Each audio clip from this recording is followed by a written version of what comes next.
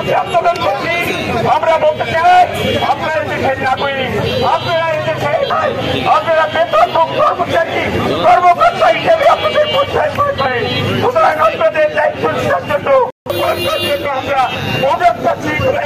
একটি দেশ স্বাধীন হয়েছে, রক্তাপায়ী সংগ্রামীতে তারপরে দীর্ঘকাল পরে পুনরায় জুলাই আগস্টে আবার ছেলেরা নেতৃত্ব দিয়ে রক্ত দিয়ে সেই জায়গায়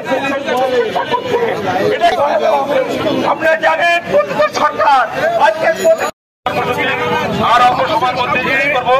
এরপর অনেকগুলো কর্মসূচি আছে, বিশেষ করে প্রাকৃতিক বিষয় মিলিয়ে আছে খুলনা প্রেস ক্লাব থেকে সেখানে আমরা যুক্ত হবো এবং এরপর সবাই আমরা যুক্ত হব।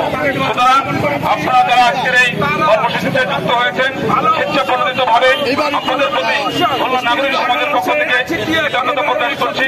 গণমাধ্যম কর্মীরা যেভাবে সহযোগে সাড়া দিয়েছেন, আমরা গণমাধ্যম ছাড়া আমাদের দাবি আমাদের আন্দোলন অপূর্ণ ব্যাপারের মধ্যে সচেতনতা সৃষ্টি করে।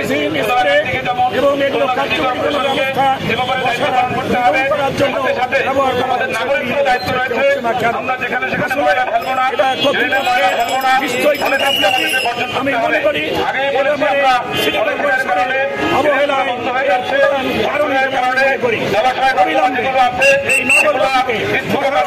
ময়লা এবং সেখানে অবাধ ময়লা প্রজনন ক্ষেত্র তৈরি হচ্ছে, যে কারণে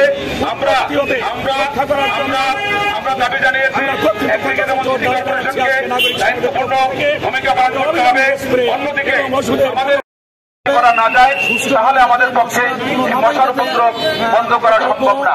যে কারণে আমরা আজকের খুলনা নাগরিক সমাজের পক্ষ থেকে প্রতীকী ধূপ জ্বালিয়ে